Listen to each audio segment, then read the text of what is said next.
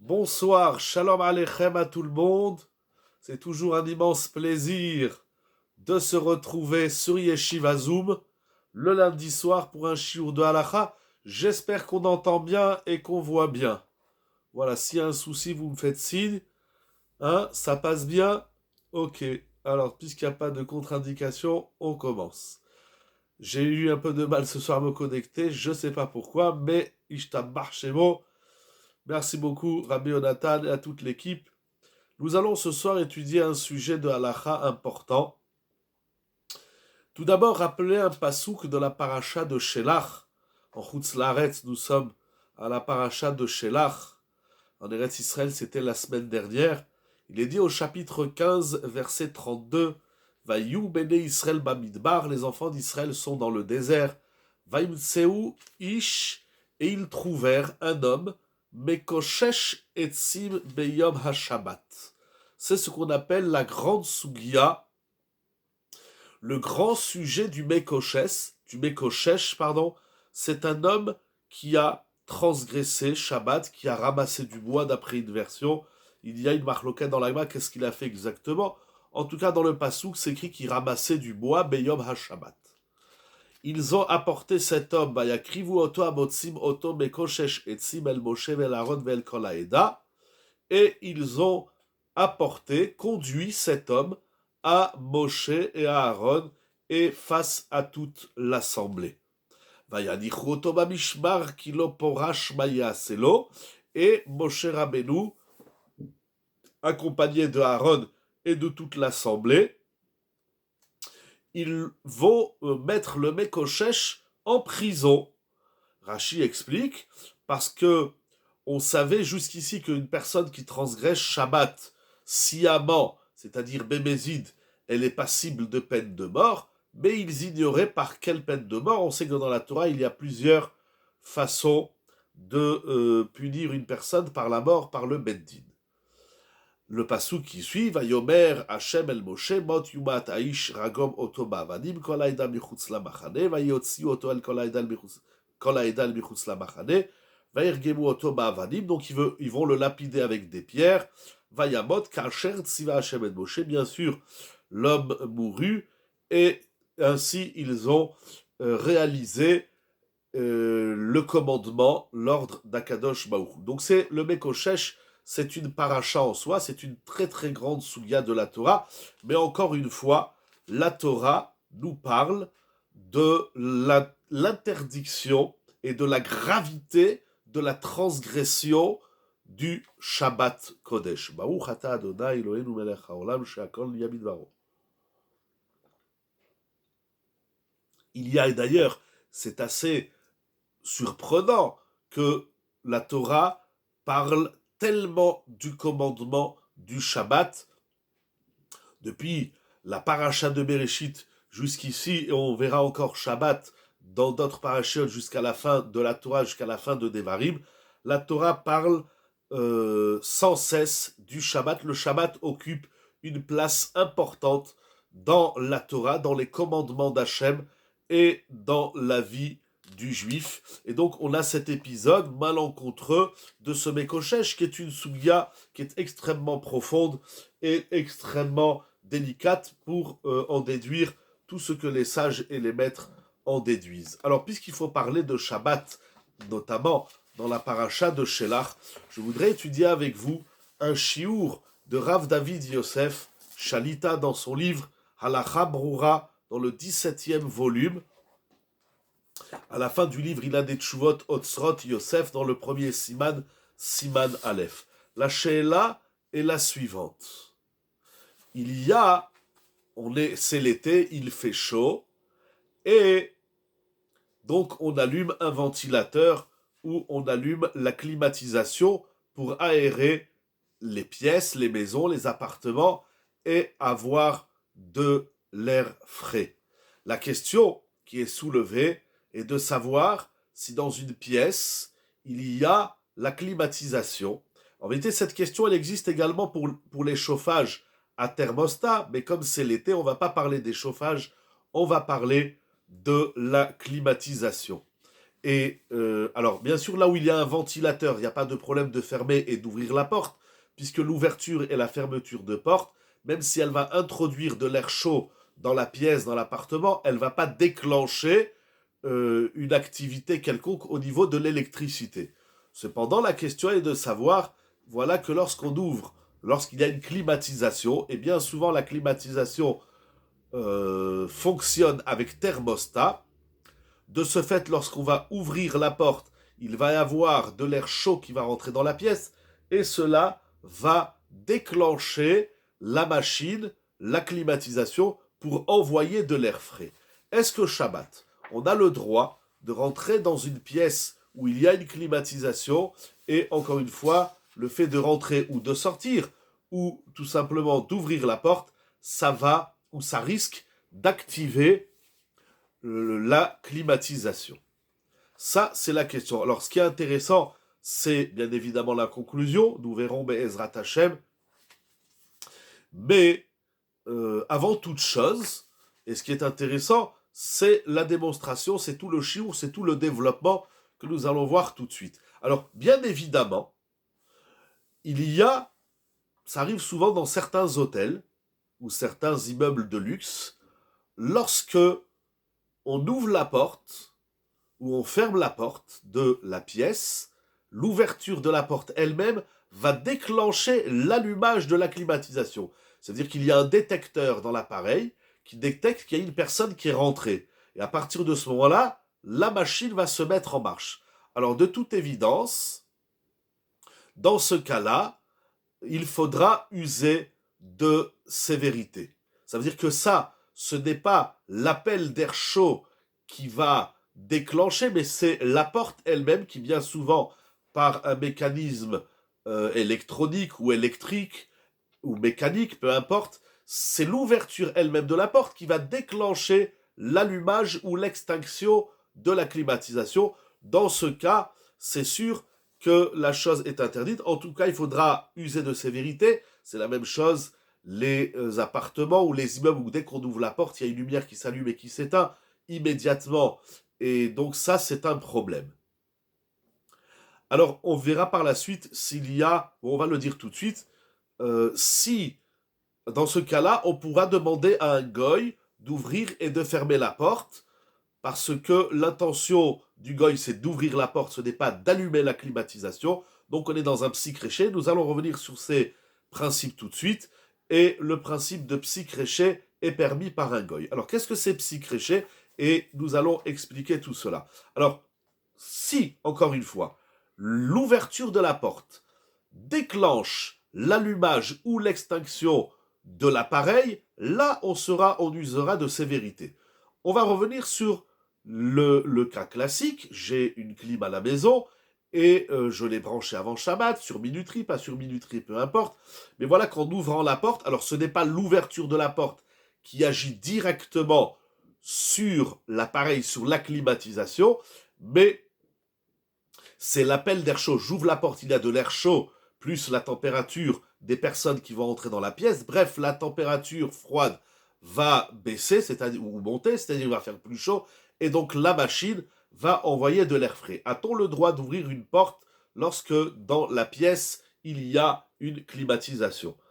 Encore une fois, nous allons voir la conclusion, Be'ezrat Hashem, c'est un chou de l'ara, mais ce qui est intéressant, c'est le développement. Alors d'abord, il faut faire une introduction. L'introduction est la suivante.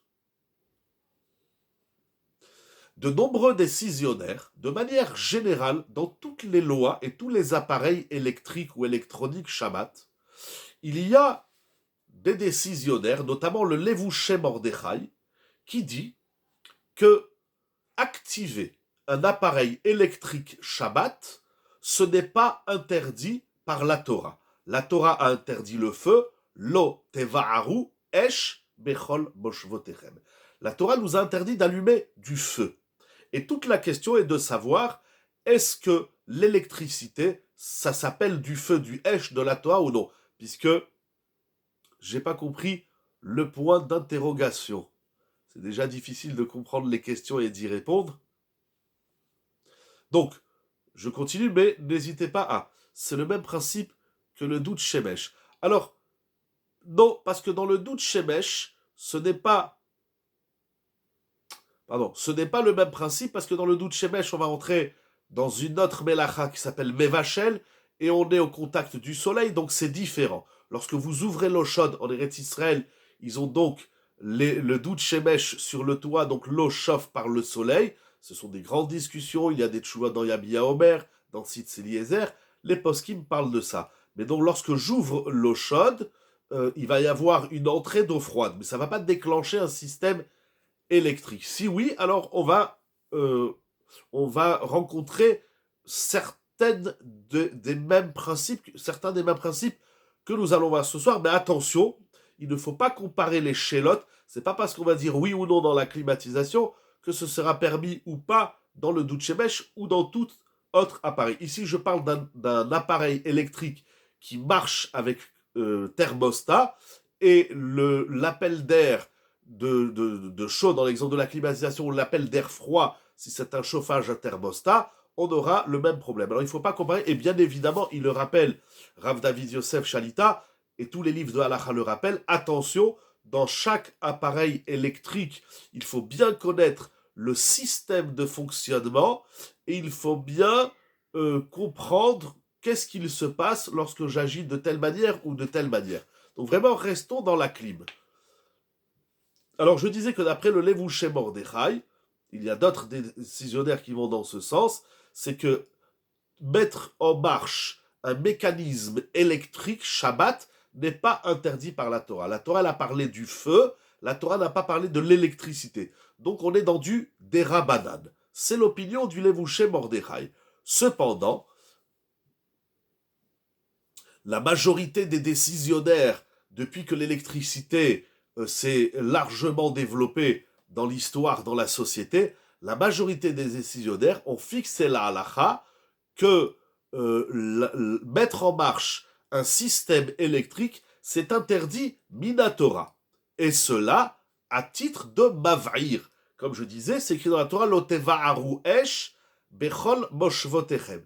Vous n'allumerez pas de feu dans vos demeures le jour de Shabbat. Il y a un des 39 travaux, plus précisément, une des 39 melachot, un des 39 actes interdits le jour de Shabbat, c'est mav'ir. Mav'ir, c'est allumer un feu. Alors, qu'est-ce qu'on appelle allumer un feu dans la Torah et dans la Halacha? C'est ça, tout le débat qui tourne autour de l'électricité. En tout cas, la majorité des décisionnaires, le Bet Yitzhak, le Achiezer, le Melamed Leoui, le Chelkat Yaakov, Rabbi Zalman Meltzer, le Chazon Ish, le Chazon Nachum, Minchat Shlomo, le Meoresh, et encore ici, Rav David Yosef Shalita, il cite bien évidemment son père Yabia Omer, Rav Ovadia Yosef. La majorité des décisionnaires ont dit que déclencher un mécanisme électrique Shabbat, c'est donc interdit minatora à titre de mav'ir. Mav'ir, c'est l'interdiction d'allumer un feu. Donc, et c'est fixé comme ça la halacha, Shabbat, on n'a pas le droit d'allumer l'électricité. Alors, qu'est-ce que ça change de savoir si c'est interdit de par la Torah ou bien par les Chachamim, Midera Banan? Une des conséquences halachiques de ce débat, de savoir si c'est minatora ou Midera Banan, c'est est-ce qu'on a le droit, Shabbat, de demander à un non-juif d'allumer une lumière, par exemple. Il fait noir dans la pièce, il n'y a pas de danger, il n'y a pas de problème de santé, mais tout simplement, il fait noir. Est-ce que j'ai le droit de demander à un non-juif d'allumer la lumière? Est-ce que j'ai le droit de lui dire de brancher la plata pendant Shabbat? Est-ce que j'ai le droit de lui dire d'allumer le frigidaire? Etc. Ou bien d'allumer carrément la climatisation ou le chauffage. Tous ces appareils électriques qui nous entourent, on est confronté à un Issour Torah. Alors si c'est Midera Banan, c'est plus facile puisqu'il y a d'autres règles de permettre, mais si c'est Minatora, bien évidemment, on est plus sévère. Le concept de Amira Legoy, c'est-à-dire de demander à un non-juif d'effectuer pour nous un interdit, c'est-à-dire ce que je n'ai pas le droit de faire, je n'ai pas le droit de demander aux non-juifs de le faire, ça s'appelle Amira Legoy, Amira Lehakoum, mais il y a une différence si je lui demande de faire un acte qui est interdit pour moi, Midera Banan, ou si c'est interdit, Minatora. Donc de prime abord, sauf s'il y a des malades, sauf s'il y a des personnes en danger, mais de prime abord, on n'a pas le droit de demander à un non-juif d'allumer la lumière Shabbat. Mais attention, nous dit Rav David Yosef, tout cela, c'est seulement si les ampoules, vous savez, aujourd'hui, il y a différents types d'ampoules et de néons. Alors, il y a des systèmes où, à l'intérieur de l'ampoule, c'était un peu les ampoules à l'ancienne, où il y a un filament.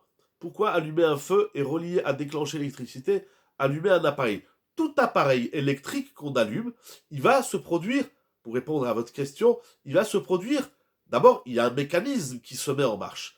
L'électricité va s'introduire dans l'appareil et elle va déclencher donc l'allumage et le fonctionnement de l'appareil.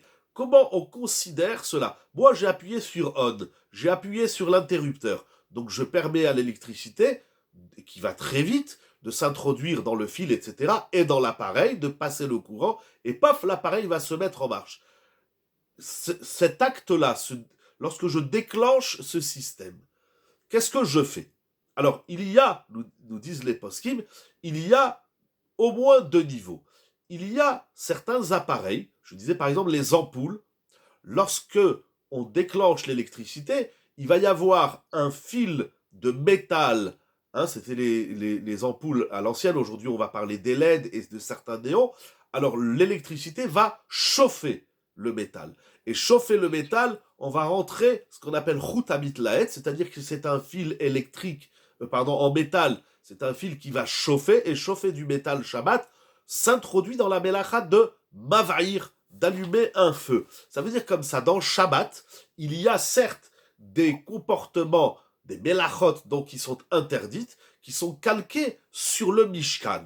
Mais lorsqu'on étudie la Gemara, le Shulchan Aruch, le Mishnah Brura, les décisionnaires, on se rend compte qu'il y a une extension. C'est-à-dire qu'il y a l'acte en lui-même, qui peut s'appeler un Av Melacha, et il y a tout ce qui découle. Je vous donne un exemple. Shabbat, dans les 39 travaux, Melachot interdite le jour de Shabbat, coupez les micros. Mechila, allô, allô. Donc, par exemple, dans les 39 Melachot de Shabbat, on les déduit du Mishkan, du sanctuaire que les enfants d'Israël ont bâti dans le désert, comme c'est écrit dans Parashat Vayakel, comme c'est écrit dans le Talmud Masechet Shabbat. Ok.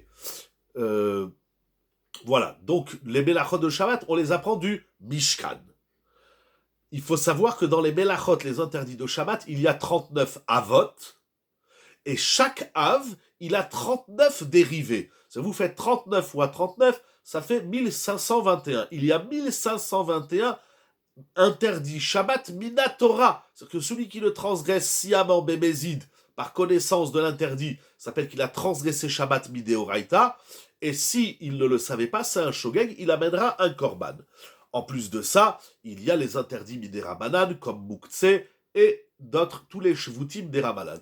Donc, on s'est rendu compte, les Chachamim font cette analyse dans la Gemara, au 7e chapitre du traité Shabbat notamment, essentiellement, il y a d'autres endroits dans le Talmud, mais essentiellement au 7e chapitre de Masechet Shabbat, donc c'est tout le traité Shabbat, où les Chachamim vont développer l'acte père, en français on dit mère, mais dans la Torah on dit le Hav, et les Toldot, les dérivés. Je vous donne un petit exemple, il y en a des centaines et des milliers, toutes les Ilchot Shabbat, on essaye de comprendre qu'est-ce qui est interdit Minatora, qu'est-ce qui est le Hav et la Tolda, etc. Alors un exemple, Shabbat, il est interdit de semer, c'est-à-dire je n'ai pas le droit de prendre une graine et de l'introduire dans la terre. Je prends une graine de tomate, de tulipe, peu importe, je l'introduis dans la terre. Ça s'appelle Zoréa. Zoréa, ça veut dire semer. Et ça s'inscrit dans les 39 Melachot de Shabbat.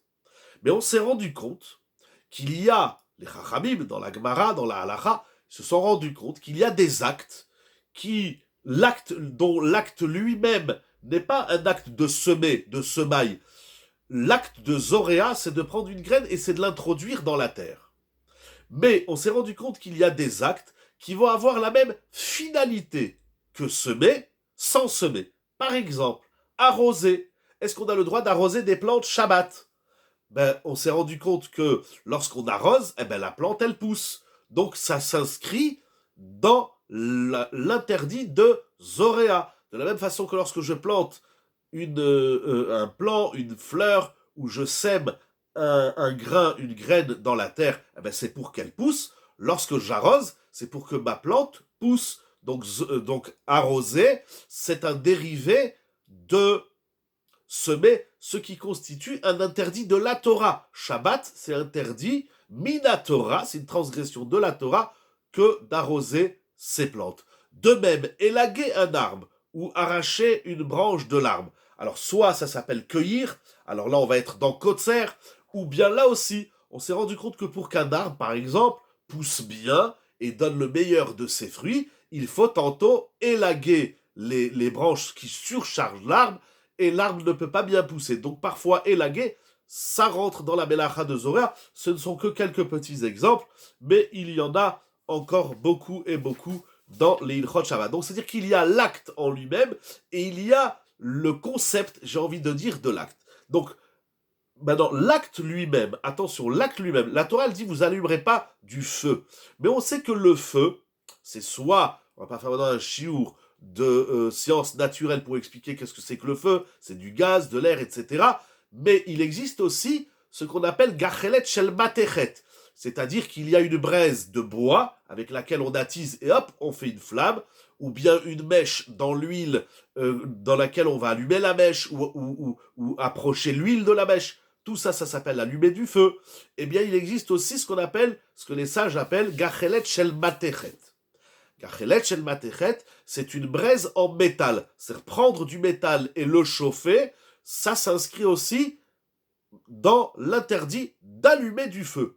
Surtout que ce métal, donc dans nos ampoules, ce métal, il va chauffer et il va déclencher quelque chose qui s'appelle de la lumière. Donc ça s'apparente à allumer le feu. Voilà pour répondre à votre question qui était très importante et majeure dans le débat. Alors il y a par exemple certains chauffages électriques. Il y a des chauffages à huile, il y a des chauffages, j'ai oublié, bon, on n'est pas l'hiver, alors j'ai pas tous les noms en tête, mais il y a des chauffages à résistance électrique. C'est-à-dire que lorsqu'on le branche, il y a une résistance, il y a l'électricité qui passe dans la résistance va chauffer et rougir. Ça s'appelle également allumer un feu Shabbat. Donc tout système électrique qui contient une résistance ou une partie du métal qui va chauffer jusqu'à rougir pour délivrer de sa chaleur ou de la lumière, ça c'est assour, min à Torah, c'est interdit mideoraita.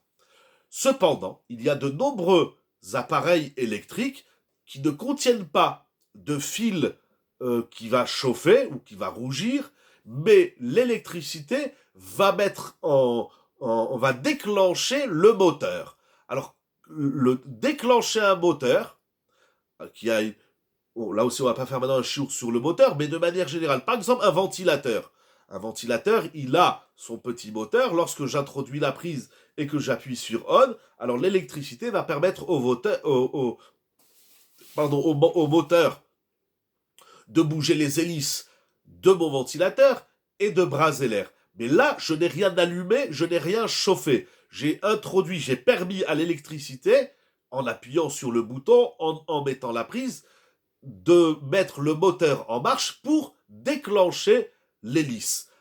De même, un frigidaire. Je parle des frigidaires à l'ancienne où il n'y a ni ampoule, ni LED, ni rien du tout. J'ai juste branché mon frigidaire.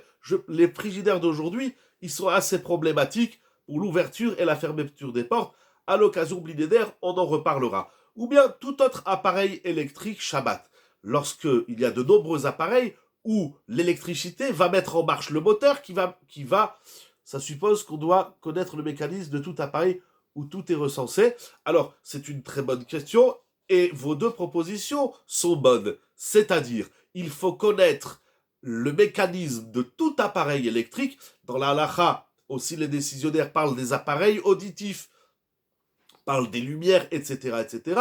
Mais en même temps, il existe des livres de halacha, en hébreu en tout cas, qui recensent et qui parlent de toutes ces chélotes. Tous les rabbinim contemporains qui écrivent des livres sur Shabbat traitent de ces sujets qui sont du quotidien. Chaque Shabbat, on a le frigidaire, la plata, le ventilateur, le réveil matin, si, et dans certains cas, ça peut toucher aussi le médical. Il y a certaines personnes, lo allez-nous, qui sont branchées à certains appareils. Je ne parle pas de cas extrêmes de personnes qui sont en danger, chas shalom, mais parfois, ça peut être les diabétiques, ça peut être des femmes enceintes, ça peut être des enfants, des bébés, etc. Donc tout ça, oui, c'est étudié dans la halakha, c'est quasiment recensé dans tous les livres de halakha contemporains, modernes, qui parlent de toutes ces chélotes. Et ce qui est très intéressant, c'est de voir justement ces gdolim, ces poskim de la halakha, qui étudient chaque appareil et qui donnent leur opinion selon les lois, les règles du Talmud et du Shulchan Aruch. Donc, tout appareil où il n'y a pas de résistance qui va chauffer, mais mais l'électricité, c'est-à-dire on met en place un système électrique, alors là, tout cela, ce n'est interdit seulement midérabanan. Et donc, lorsque l'interdiction est midérabanan, il sera plus aisé de trouver des permissions dans certains cas. Ça, c'est une première règle. Le Chazon Ish nous dit quelque chose d'incroyable. Je vous dis la chita du Chazon Ish. Certains décisionnaires vont aller dans le sens du Chazon Ish, mais la majorité, et notamment Rav Shlomo Zalman Auerbach, le Even Israël Rav Fischer, Rabbeinu Ovadia Yosef dans Yabia Omer, ils vont s'opposer au Chazon Ish. Le Chazon Ish, regardez, il va dire quelque chose d'incroyable. Ça va répondre aussi à votre question. Le Chazon Ish dit que de mettre en place n'importe quel système électrique, ça s'inscrit dans l'interdiction, dans la mélacha de bonnet. Bonnet, ça veut dire comme ça. Pas bonnet blanc, bonnet bleu. Bonnet s'inscrit dans les 39 mélachot, c'est l'interdiction de construire. Mais alors, binyan, bonnet, dans Shabbat, comme on dit bonnet Yerushalayim, Hachem il construit, il bâtit Yerushalayim, on a une interdiction Shabbat de bâtir, de construire. Cette interdiction, qui certes au départ touche la maison, le terrain, on va construire une maison, on va arranger un mur, on va arranger une porte. Shabbat, on n'a pas le droit de remettre une porte dans ses gonds. Tout ça, ça s'inscrit dans bonnet.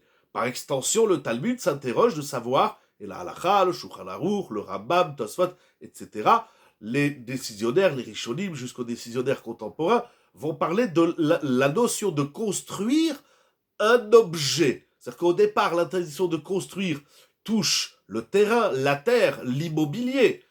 Mais existe-t-il la notion de bonnet dans un ustensile? Et en très simple, ce n'est pas non plus le sujet de ce soir, mais en très simple, Shabbat, on n'a pas le droit de construire un objet. Je dis bien de construire.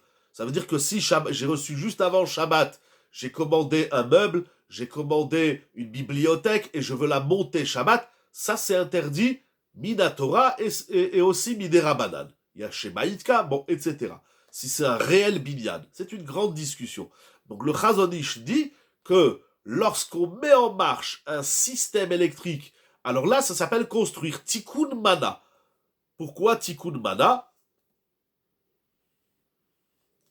Parce que du fait que je branche l'appareil, alors l'appareil va prendre sa forme intéressante et intéressée, c'est-à-dire de fonctionnement.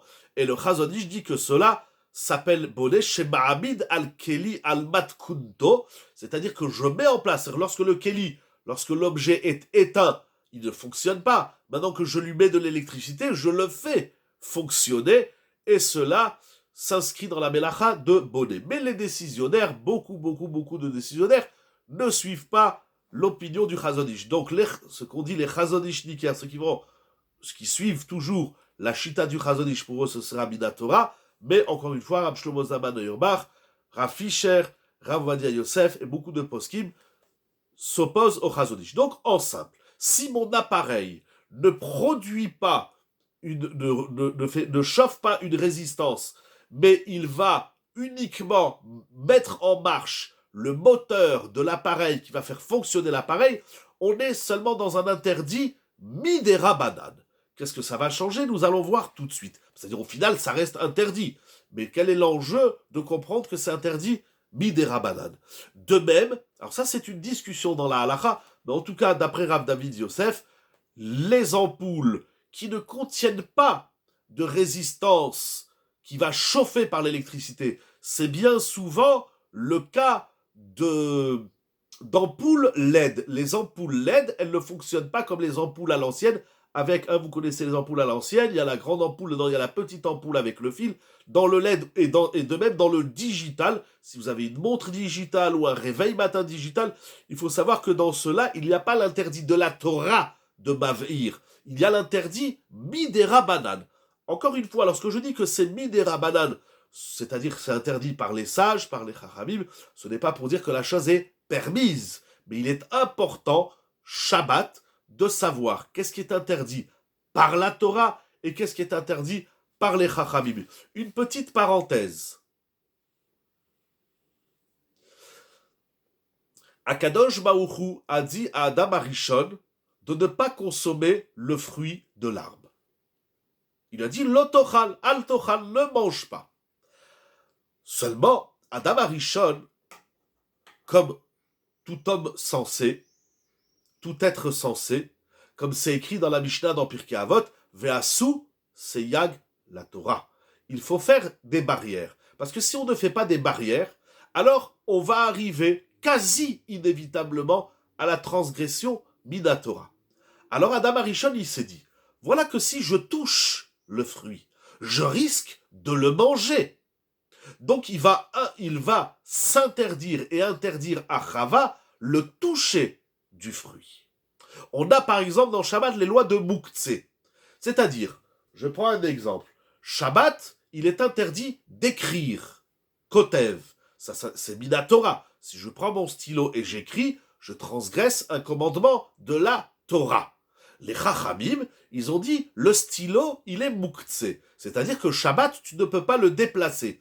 On comprend très bien, nous dit le Rambam notamment, que si je déplace le stylo, je risque d'écrire avec le stylo. Parce que instinctivement, lorsqu'on prend un objet, c'est afin de l'utiliser pour son utilisation initiale, principale. Donc, il y a l'interdit de la Torah et il y a le seyag. Le seyag, c'est-à-dire qu'on s'arrête un cran en avant ou deux crans en avant pour ne pas prendre le risque de transgresser la loi de la Torah. Cependant, voilà que Adam Arishon, lorsqu'il dit à Chava de ne pas toucher le fruit, il fait une erreur. Son intention était bonne. C'était pour dire ne touche pas de peur qu'on en vienne à le manger. Et il y a par exemple une shéla très importante dans Shabbat. Est-ce que Shabbat, on a le droit de sentir une fleur ou un fruit? Vous vous approchez d'un citronnier et vous voulez sentir les citrons. Vous vous approchez d'un oranger ou de tout autre, d'un cerisier, pour sentir les fleurs, le parfum, pour faire une bracha de Midebe Samim, de Hatzebe Samim, etc. Alors, c'est écrit dans la halacha qu'on a le droit de s'approcher et de sentir, mais on n'a pas le droit d'attraper le fruit, de peur qu'on en vienne à le cueillir. Ce qui ne sera pas systématiquement le cas pour une fleur ou si c'est chez le voisin, etc. Il faut bien connaître ces halachot. Je dis juste, voilà quelques exemples, il y en a beaucoup dans Shabbat, et dans toute la Torah Kula, il y a ce qui est interdit mina Torah et ce que les Chachamim ont interdit à titre de barrière. Cependant, il ne faut pas oublier que la barrière est une barrière et qu'elle n'est pas l'interdit essentiel. L'interdit essentiel, c'est celui de la Torah. Donc Adam Arishon, qui a eu une bonne idée et une bonne intention de s'interdire le toucher du fruit, de peur d'en arriver à le consommer, il va dire à Chava quelque chose qui va les conduire à la transgression. Parce qu'il va dire à Chava, comme ça c'est écrit dans la vote des Rabbi Nathan, au premier chapitre, si je ne me trompe pas, il va lui dire Akadosh Baruch Hu nous a interdit de toucher le fruit. Et Akadosh Baruch Hu a dit que si on touche le fruit, on meurt. Alors, le serpent, le Nachash, qui n'était pas un serpent, va pousser Chava sur le fruit et il lui dit, tu vois bien, tu l'as touché et tu n'es pas morte. Donc si touché, tu n'es pas morte, alors tu peux aussi le manger. L'erreur d'Adam Arishon, nous dit le Midrash, c'est qu'il n'a pas distingué ce qui est interdit de la Torah et ce qui est interdit parce que on s'est fait une barrière, un seyag. Donc c'est très important de savoir qu'est-ce qui est interdit par la Torah et de ce qui est interdit midera banan. On va trouver dans Shabbat et dans toute la Torah d'autres enjeux, par exemple pour quelqu'un qui est malade. Alors s'il est en danger, on ne discute pas, il n'y a plus la place à la Torah, sauf pour Avodah Zara, Gilui Arayot et Shvichut Damim. et il pourra transgresser Shabbat, prendre la voiture, le téléphone. Là, on ne va pas commencer à dire le téléphone comme si. Donc, on ne parle pas de quelqu'un qui est en danger, chasvé shalom. Mais un malade, quelqu'un qui a 42 fièvres, qui est au lit, qui a une angine ou je ne sais pas quoi, ou le Covid, etc., il s'appelle Cholé She'en Bo Sakana. Il n'est pas en danger lorsqu'il n'est pas en danger. Je parle de celui qui n'est pas en danger. Donc, il y a certains. Donc là, il n'a pas le droit de transgresser ce qui est interdit Minatora, mais ce qui est Midera Banane, il y a une souplesse pour le Cholé chez Enbo Sakana. Donc, je reviens à notre question, parce qu'il faut quand même avancer et pas trop tarder sur la question de ce soir. Ce qui est intéressant, nous allons avancer, nous allons voir une différence fondamentale entre ce qui est interdit Minatora et Midera Banane. Donc, allumer un appareil qui va déclencher, quand bien même une lumière, mais elle n'est que digitale. Par exemple, une montre digitale, si on appuie sur les boutons, ce n'est pas interdit Minatora, c'est interdit Midera Banane. De même le LED ou un ventilateur, etc. De même, éteindre. Alors là, dans éteindre, il va y avoir un chidouche. Parce que si, maintenant c'est le contraire, je veux éteindre mon appareil. Alors là, que l'extinction se fait sur un appareil où il y a une résistance qui a chauffé, devenue rouge, ou qu'il n'y en a pas, l'extinction de tout appareil électrique n'est interdit seulement Midera Banane. Après cette petite introduction, je dis petite, j'ai fait un résumé de ce qu'écrit Rav David Yosef et des décisionnaires. Maintenant, nous allons rentrer dans la question d'ouvrir la porte lorsqu'il y a une climatisation dans la pièce.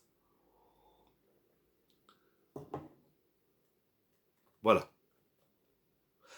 Alors, tout d'abord, il faut savoir que d'après certains grands poskim, Rav Nissim Karlitz, notamment le Chutshani, et de même le Cheshev Ephod, ils sont marmirim, ils usent de sévérité. C'est-à-dire que d'après le Chutshani et le Cheshev Ephod, on ne rentre pas dans une pièce où il y a une climatisation à thermostat. On achètera une climatisation qui n'est pas thermostat, c'est-à-dire qui envoie tout le temps de l'air frais. Cependant, nous allons voir le développement de Rav David Yosef basé sur les poskim, c'est très intéressant. Premièrement, il dit la chose suivante. Lorsque j'ouvre la porte, en vérité, qu'est-ce qui se passe? Comprenons bien. J'ouvre la porte. Donc, il y a de l'air chaud qui rentre dans la pièce. Donc, déjà, on n'est pas du direct. C'est pas j'ouvre la porte et ça déclenche la machine. Ça, on a déjà dit que si j'ouvre la porte, ça déclenche la machine immédiatement. C'est sûr que la chose est interdite. Ici, c'est pas le cas. J'ouvre la porte. Imaginons que j'ai mis ma climatisation à 20 degrés. Donc, lorsque j'ouvre la porte, il y a de l'air chaud qui vient. C'est pas que ma pièce, elle rentre tout de suite à 22 degrés et tout de suite, ma machine, elle se déclenche pour renvoyer de l'air frais pour que ma pièce, elle fasse 20 degrés. Donc, ce n'est pas immédiat. C'est donc ce qu'on appelle, ce n'est pas un psychréché.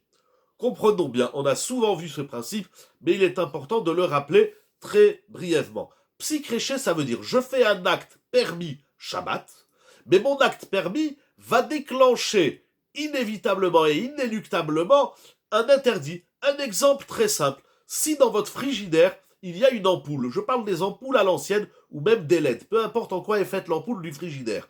Donc ouvrir une porte de frigidaire, c'est un acte permis Shabbat. C'est pas interdit dans les 39 Melachot, dans les Havot et les Toldot et les Shivutim, il n'y a pas d'interdit d'ouvrir une porte de frigidaire. Donc c'est permis. Mais voilà, que si j'ouvre la porte du frigidaire, immédiatement, mon acte permis, lorsque j'ouvre le frigidaire, va allumer, va déclencher l'allumage de mon ampoule. Donc ça s'appelle psych-réché. Première règle. Ici, on n'est pas dans un psych-réché parce que lorsque j'ouvre la porte de la pièce, il y a de l'air chaud qui rentre, mais ça ne va pas déclencher systématiquement le thermostat ou la machine. Et donc, on est dans ce qu'on appelle Shabbat d'avar sheno mitkaven.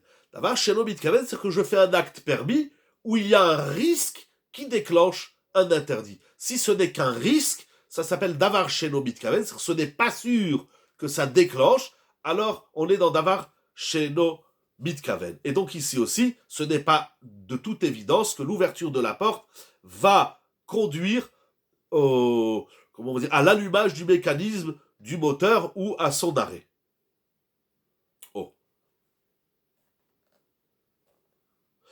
Premièrement. Deuxièmement, Il nous dit Rav David Yosef, quand bien même nous pourrons supposer que c'est du psychréché. Ça veut dire, imaginons que je sais, j'ai déjà fait de l'expérience, il y a des appareils qui sont extrêmement délicats, ils ont des détecteurs extrêmement délicats, c'est-à-dire que dès qu'il y a un brin d'air chaud qui rentre, paf, la machine elle se remet en marche tout de suite. Il y a celui qui va attendre 5 minutes, mais il y en a, il est tellement délicat, il a un détecteur tellement précis que dès qu'il y a un degré de plus que ce qui était prévu, paf, ça déclenche la machine tout de suite. Donc on pourrait supposer que si ça déclenche immédiatement la clim, la chose est interdite. Eh bien non, parce que même si on dit psychréché, encore une fois, vous avez compris, psychréché, c'est-à-dire je fais un acte permis, mais qui va déclencher inévitablement, inéluctablement et systématiquement un interdit. Donc ça devrait être interdit. Seulement, on a une autre règle qui nous dit nichale ou lo nichale. Hein, j'essaye d'être clair et simple et concis. Ce sont des énormes sujets. Il y a des livres entiers qui parlent de ça, des passages entiers dans le Talmud. Donc ça veut dire comme ça. Quand bien même l'acte qui est déclenché est interdit, donc c'est un psychréché, je fais un acte permis qui déclenche systématiquement un interdit, ça s'appelle psychréché, ça devrait être interdit. Cependant, pour que le psychréché soit interdit Shabbat, il faut que ce qui se déclenche m'intéresse. Mais si ce qui se déclenche ne m'intéresse pas, c'est ce qu'on appelle l'onichale. Eh bien, lorsqu'on touche un interdit midera banane, la chose est permise. Donc ici, qu'est-ce qui se passe? J'ouvre la porte, il y a de l'air chaud. Et l'air chaud, il va déclencher la climatisation. Mais tout cela, moi, ça m'intéresse pas. J'aurais préféré que l'air chaud ne rentre pas et ne déclenche rien du tout. Parce que si j'ai mis une climatisation, c'est pas pour faire rentrer de l'air chaud. Donc on est dans un psychréché d'Elo Nichale. Ah, et quand bien même, on pourrait encore supposer et aller plus loin, et de dire, même si tu ne veux pas que l'air chaud rentre, mais tu es quand même intéressé que la machine se remette en marche. C'est vrai, mais... Et donc, on devrait interdire. Pourquoi c'est permis? Très bien. Ah, ça veut dire comme ça. Alors là, c'est très intéressant. Regardez la discussion qu'il y a dans le débat que soulève Rav Shlomo Zalman Auerbach et Rabbeinu Ovadia Yosef. Il soulève la question suivante. Moi, j'ouvre la porte. Ça fait rentrer de l'air chaud. C'est le début de mon action. Et à ce moment-là, je ne suis pas intéressé que l'air chaud rentre. C'est vrai que dans quelques instants, la climatisation va se remettre en marche et je suis intéressé. Mais est-ce qu'on juge, est-ce qu'on analyse l'acte dans son début ou même dans sa fin, dans sa finalité? C'est un grand débat dans la halacha. Seulement, alors qu'est-ce qu'on va dire? On va rester avec le Issour. Non, on va dire d'abord que l'ouverture de la porte, en vérité, c'est pas, on a déjà dit, c'est pas systématique, elle va déclencher la clim. Donc c'est pas sûr que c'est du psychréché. Et même si c'est systématique, c'est pas sûr que ça m'intéresse. Ça s'appelle des lonichale. Et en plus, pour de nombreux décisionnaires, ça s'appelle qu'un gramma. Gramma, c'est encore une autre notion dans Shabbat.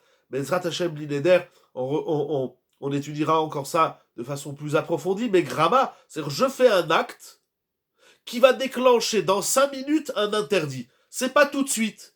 Moi, j'ouvre la porte. Alors, c'est vrai que ça va déclencher la climatisation, mais entre mon acte et la climatisation, il y a un intermédiaire qui s'appelle l'air chaud. Et ça s'appelle qu'un gramma. Et donc, premièrement, c'est gramma. Deuxièmement, c'est de l'électricité sans fil qui va chauffer ou rougir.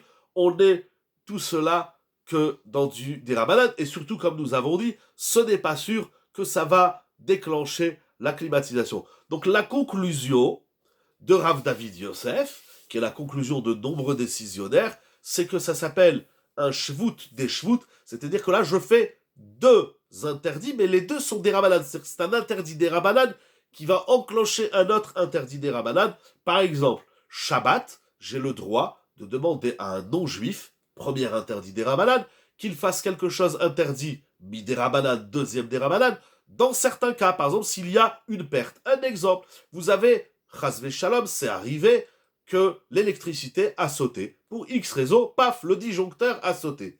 Bon, j'ai pas le droit de demander à un non-juif de rallumer le disjoncteur, surtout si ça va allumer de la lumière.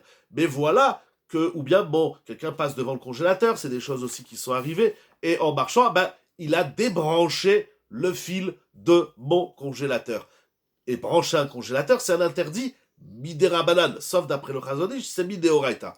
Et donc on s'est posé la question, les décisionnaires, c'est une vieille question, en tout cas, j'ai le droit, Shabbat, moi je n'ai pas le droit de le brancher, bien évidemment. Ah, mais si je ne le branche pas, je vais perdre mes 20-30 kilos, ou peu importe ce qui se trouve dans mon congélateur, j'ai une perte importante. J'ai de la viande, j'ai des poulets, j'ai du poisson, j'ai des pizzas, tout ce qu'il y a dans un congélateur. Si je ne le rebranche pas, les produits vont s'abîmer et je vais en avoir pour 100, 150, voire 200 euros. Ça dépend tout ce qu'il a mis là-bas, et toutes les glaces qu'il a achetées pour l'été, et les Yeti, etc., etc., etc. Donc là, j'ai le droit.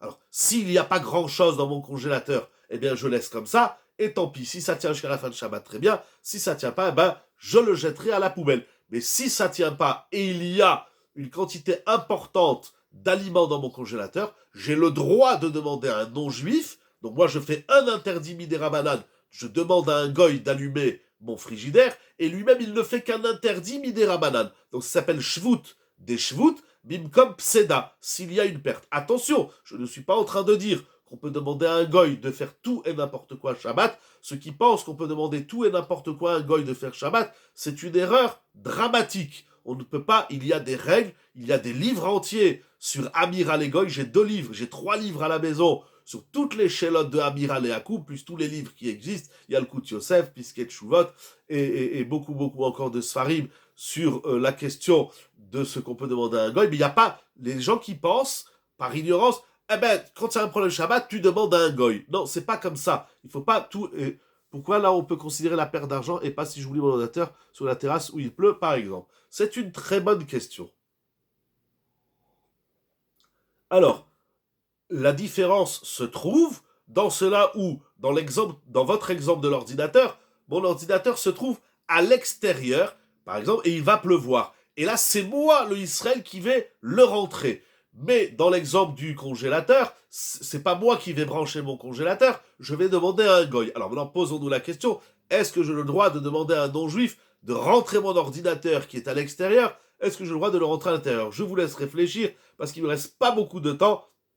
Mais apparemment, c'est moutard, parce que c'est shvout des shvout, bim comme c'est là. Je peux dire au goy de fermer la porte de la voiture. Je peux dire au goy de rentrer mon ordinateur. Parce que je demande à un goy de faire un issou s'il n'est pas dans un domaine public. Donc il faut bien à chaque fois analyser l'acte que je demande aux non-juifs. Est-ce que c'est un acte interdit par la Torah? Je ne peux pas demander à un goy. Si c'est un acte interdit par les chachamim, j'ai le droit de demander à un non-juif, si tant est qu'il y ait une perte d'argent, ou bien que c'est pour une personne qui se sent pas bien. Pour un malade, j'ai le droit, Shabbat, de dire à un goy de faire chauffer au micro-ondes, par exemple. Le micro-ondes, c'est pas sûr que ça soit interdit minatora, parce qu'on ne chauffe rien du tout. C'est-à-dire, on ne chauffe pas de résistance. Donc, je peux dire, c'est mieux de dire à un goy de chauffer un plat ou de l'eau dans un micro-ondes que dans un four ou dans une bouilloire électrique, où là-bas, il va y avoir une résistance. Quand est-ce qu'on peut demander à un goy aussi le melacha deoraita? Tout ça, c'est étudié. Mais je veux seulement rappeler que cette loi, parce qu'il y a beaucoup de gens qui la balancent comme ça, si tu as un problème Shabbat, tu demandes à un non-juif, ce n'est pas comme ça. On ne peut pas demander tout et tout ce qu'on veut, tout ce qu'on désire, demander à un goy Shabbat, ce n'est pas comme ça, ce n'est pas systématique, tu demandes au goy, et puis c'est moutard. Donc avec le goy, on va pas transgresser Shabbat avec le. Il y a des halachot. Enfin, pour terminer, il rajoute au nom du Minchat Yitzhak, Rabbi Yitzhak Weiss, que dans la sheila de la climatisation, il y a un autre paramètre pour permettre, c'est-à-dire pour aller dans le sens de la permission, c'est parce que, en général, lorsqu'on met une clim, c'est parce qu'on souffre de la chaleur. Et dans les lois de Shabbat, on tient compte du tsar, parce que Shabbat nous a été donné pour que ça soit un plaisir, un oneg. Alors attention, c'est pas maintenant tout ce qui me fait souffrir est permis Shabbat. Ce n'est pas ainsi, c'est ce qu'on appelle un tsirouf, c'est-à-dire une association de concepts de halacha.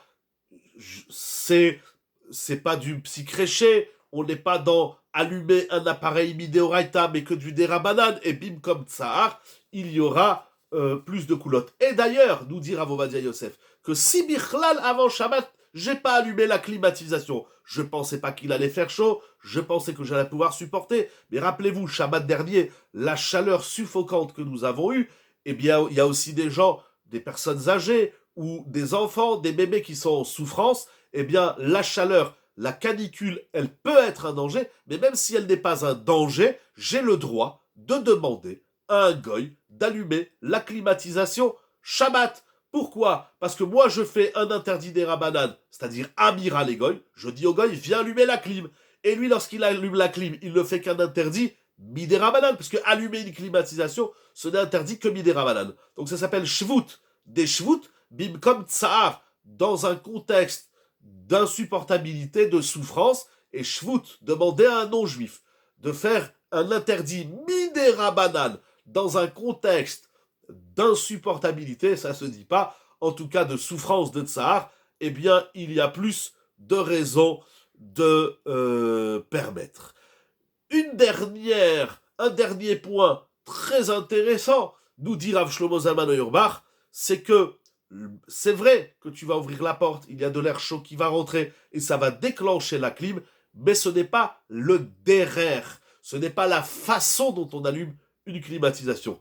Qu'est-ce que cela change? Eh bien, il y a un principe dans Shabbat qui s'appelle derer ou keli achariad. Ça veut dire lorsque tu fais un interdit Shabbat, si tu le fais de façon dont il se fait, dans sa façon habituelle, dont les gens font ça. Comment on allume une climatisation? On appuie sur un bouton, on appuie sur une télécommande. Mais si tu veux faire fonctionner la climatisation, tu t'amuses pas à ouvrir et fermer la porte. Donc, même si l'ouverture de la porte fait rentrer de l'air chaud qui déclenche la climatisation, on est dans un kili achariat. On n'est plus dans la façon habituelle et normale d'allumer une climatisation. Et donc là aussi, on descend encore d'un degré, on est dans du dérabanan. Un exemple très simple. Shabbat, c'est assourd de porter. C'est très grave de porter. Très grave. C'est la melacha de Shabbat, c'est Otsa. Shabbat, on ne porte rien. Ni des médicaments, ni des papiers, ni son parapluie, encore moins son téléphone, ses mouchoirs, même pas les clés de la maison ou de la synagogue, et même pas son talit et son sidour. Shabbat, on ne porte rien du tout. Mais voilà que dans l'histoire, malheureusement, parfois, la loi, le pays dans lequel le clan Israël se trouvait, avait l'obligation d'avoir sur lui, chacun devait avoir sa carte d'identité ou son passeport. Alors, ou les gens y restaient à la maison et ils passaient Shabbat à la maison, ou ils allaient à la synagogue. Alors, les poskim, dans le temps, ils ont étudié la question de savoir si Shabbat, on a le droit de porter sa carte d'identité dans son chapeau ou dans ses chaussures. Ça s'appelle que c'est pas le derer. Donc je sais, ce soir, on a appris de très grands principes concernant Shabbat, psikreché delonichale, mavir deoraita, mavir de rabanan, grama, bimkom tsar, amira legoy. Est-ce que c'est le derer? Vous voyez que les lois de Shabbat, j'essaie d'être le plus simple, j'ai envie de dire, et le plus concis dans ces grands principes que Rav David Yosef nous invite dans sa grande chouva, Otrot Yosef, dans le Chelek Yud Zaïd 17 de Halacha Broura. Lui-même, c'est beaucoup plus long que ce que j'ai dit, et il ramène encore beaucoup de références, mais je voulais partager avec vous cette halacha très intéressante. En conclusion, si l'ouverture de la porte déclenche immédiatement l'allumage ou l'extinction de la climatisation, comme il se trouve souvent dans les hôtels, vous ouvrez la porte, ou bien il y a certaines toilettes où dès qu'on ouvre la porte, il y a une ventilation. C'est instantané. On ouvre la porte, la ventilation elle se met en marche. Ça, c'est Assour Shabbat.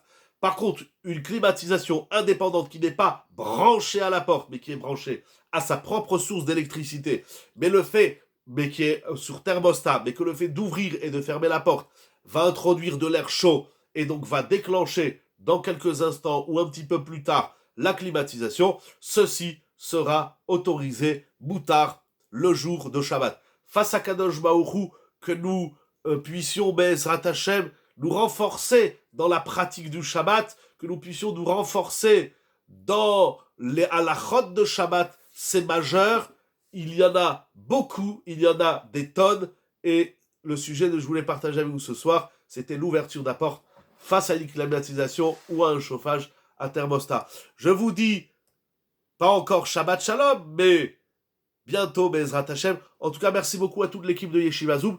Merci beaucoup à vous d'avoir été là ce soir. On a au moins entendu et révisé, peut-être pour certains c'était nouveau, pour d'autres on a révisé donc ces grands principes de Psychréché. On a vu donc le montage que nous a fait ici un David Yosef, basé sur des tchouva de Yabia Omer et des grands décisionnaires de la halacha. C'est le sujet que je voulais partager avec vous ce soir. Sans plus tarder, je vous dis, si on ne les utilise pas, c'est comme si on dresse Shabbat, tout à fait. Le Mishnah Brura nous dit le Chafetz Chaim dans l'introduction au 3e volume du Mishnah Brura, nous dit celui qui n'étudie pas les lois de Shabbat, malheureusement, il les transgresse. Je me permets juste de rappeler que même si on les apprend, on les étudie, il faut les réviser sans cesse et sans arrêt. On découvre toujours. D'abord, voilà, il y a ces questions modernes qu'il faut mettre en place, qu'il faut répondre, qu'il faut au moins, si on ne sait pas répondre, au moins savoir où est-ce qu'il faut se poser des questions. C'est intéressant que les décisionnaires se sont arrêtés sur cet acte, sur ce comportement qui nous paraît anodin. J'ouvre la porte, je ferme la porte, il y a une clim, il n'y a pas une clim. Oui, mais quand tu ouvres une porte, qui y a derrière? Est-ce qu'il y a quelqu'un qui tient son café? Est-ce qu'il y a une climatisation qui va se mettre en marche ou pas? Voilà, donc révisons les halachot de Shabbat, et Bezrat Hashem, par le mérite des halachot de Shabbat, que nous révisons, que nous apprenons, et surtout, que nous mettons en pratique, et bien qu'Akadosh Baruch Hu, il amène la refoua, la olam, qu'Akadosh Baruch Hu, il amène la guérison dans le monde, qu'Akadosh Baruch Hu, il amène la bracha, la tzlacha, la joie, Shabbat c'est oneg, le ta'anoug, le plaisir pour tout le monde, qu'on n'entende que des bonnes nouvelles à nous, en Israël, et bien évidemment tout cela arrosé de cascades de bénédictions d'Akadosh Baruch Hu, pour la gloire d'Akadosh Baruch Hu, sur les ondes de Yeshiva Zoom. Merci beaucoup à toute l'équipe technique et à toute l'équipe du montage. Toda Rabba, et je vous dis à très bientôt.